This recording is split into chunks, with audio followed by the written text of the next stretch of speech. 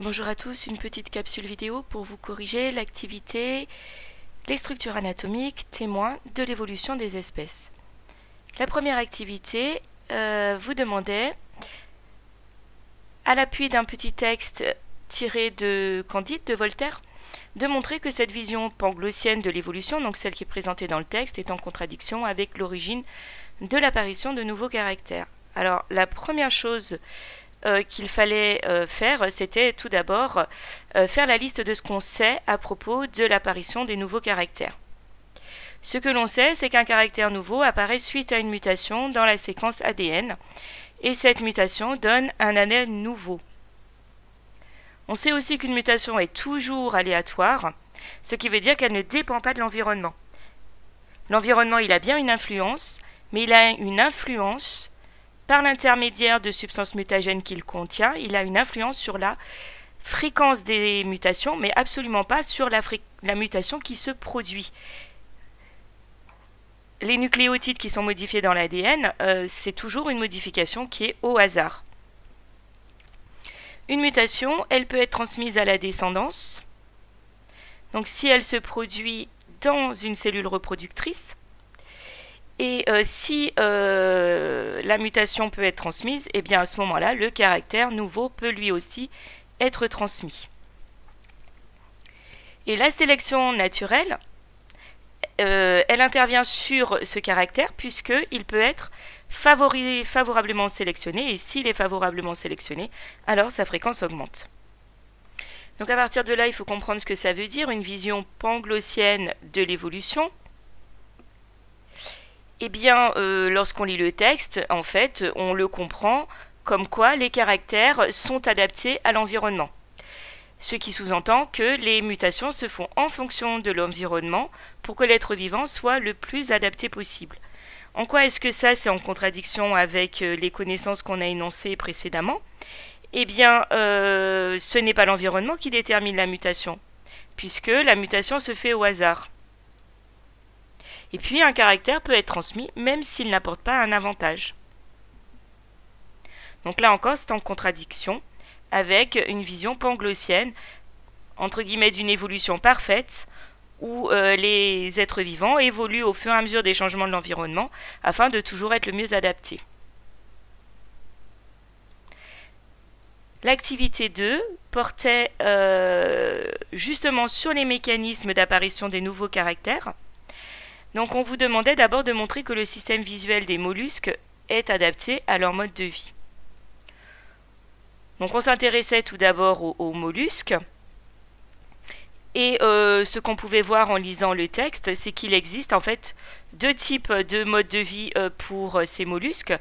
Un mode de vie qui nécessite d'identifier les prédateurs ou les proies dans l'environnement, pour le calmar, pour le nautile, qui sont des prédateurs, pour la coquille Saint-Jacques, qui est un phytophage, mais qui doit fuir ses proies, et pour le calliostome, parce que c'est pareil, alors là ça ne nous est pas dit très clairement, mais enfin quand on regarde l'animal, on voit bien qu'il est dans une coquille dont il sort, donc s'il sort de sa coquille, il peut à ce moment-là être capturé, il a donc une nécessité de devoir fuir ses proies. Et puis on a un autre type d'environnement, celui des patelles et des ormeaux, où là les animaux sont fixés très solidement sur les rochers, et se nourrissent d'algues qui poussent sur les rochers et qu'ils broutent, donc ils n'ont absolument pas besoin d'avoir une vision précise. Simplement l'alternance jour-nuit, voir s'il y a de la lumière ou pas, leur suffit. Lorsqu'on regarde les types d'organisation de l'œil, eh bien on va retrouver deux types d'organisation de l'œil. Ceux-ci qui ont une organisation très complexe, avec une cavité remplie de liquide, une rétine, et puis ceux-là qui ont une organisation très simple avec juste une couche de cellules photoréceptrices. Ce que l'on peut constater, c'est que les yeux complexes appartiennent aux animaux qui doivent repérer les images, être capables d'identifier des éléments dans leur environnement, et les yeux simples appartiennent à des espèces qui n'ont pas besoin d'identifier les éléments de l'environnement. Donc on a bien un système visuel qui est adapté au mode de vie. La deuxième question demandait de trouver un exemple parmi les mollusques qui reflète le fait que l'évolution n'est pas linéaire. Et donc là, dans notre exemple, l'évolution de l'œil n'est pas linéaire. Donc pour cela, on utilisait l'arbre de parenté qui est ici. On prend deux espèces qui sont proches, comme l'ormeau ou le calliostome, puisque leur ancêtre commun est ici, donc ce sont des espèces très proches. Mais quand on regarde leur œil, eh bien le calliostome a un œil complexe et l'ormeau a un œil simple. Autrement dit, ils ont des systèmes visuels très différents. On nous explique ici que l'ormeau a un œil simple par perte d'un caractère, perte de la chambre de l'ouverture et de la lentille. Donc on a bien une évolution qui n'est pas toujours linéaire, puisque contrairement à l'image idéalisée qu'on en a, c'est pas du tout l'évolution, c'est pas du tout toujours dans le sens d'une complexification toujours plus grande et donc d'une adaptation toujours meilleure et d'être toujours plus parfait. La troisième question demandait de montrer que l'œil des céphalopodes et des vertébrés constitue ce qu'on appelle une convergence évolutive. Donc on a vu dans le document qui portait sur l'anatomie de l'œil que les céphalopodes ont un œil complexe et les vertébrés, comme les humains, ont un œil complexe. Mais là, ce qu'on nous demande de montrer, c'est qu'il y a convergence, c'est-à-dire que ces caractères ne sont pas apparus par un ancêtre commun, mais en même temps dans deux lignées différentes. Alors intéressons-nous à la lignée.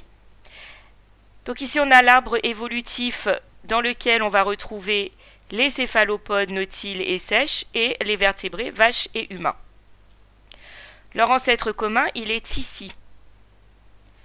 On peut constater en regardant quels sont les caractères présents que l'ancêtre commun ne possédait que des photorécepteurs.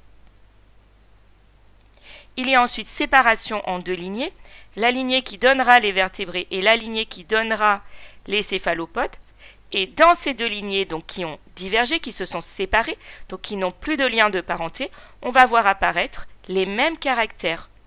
Le repliement de la zone concernée qui donnera l'œil, de la zone qui avait les photorécepteurs, une rétine, et ensuite l'humeur vitrée, c'est-à-dire la cavité avec un liquide à l'intérieur. Donc on peut donc bien dire que l'ancêtre commun possédait uniquement des photorécepteurs et que les caractères qui concernent l'œil et qui en font un œil complexe apparaissent dans la lignée des vertébrés et dans la lignée des céphalopodes après la séparation. On a donc une apparition indépendante de caractères semblables. Et donc c'est bien une convergence évolutive. Le document 3 qui nous présentait l'origine embryologique de l'œil confirme ce phénomène, puisque si on regarde la couleur des cellules, là ce qu'on nous dit, c'est que chez les céphalopodes, l'œil se forme à partir de tissus épidermiques, alors que chez les vertébrés, l'œil se forme à partir de tissus nerveux. Donc on a bien aussi une origine embryonnaire différente, ce qui prouve bien qu'il n'y a pas de lien de parenté. Et donc on peut conclure que face à une même contrainte environnementale, les mêmes caractères sont sélectionnés donc dans des lignées indépendantes.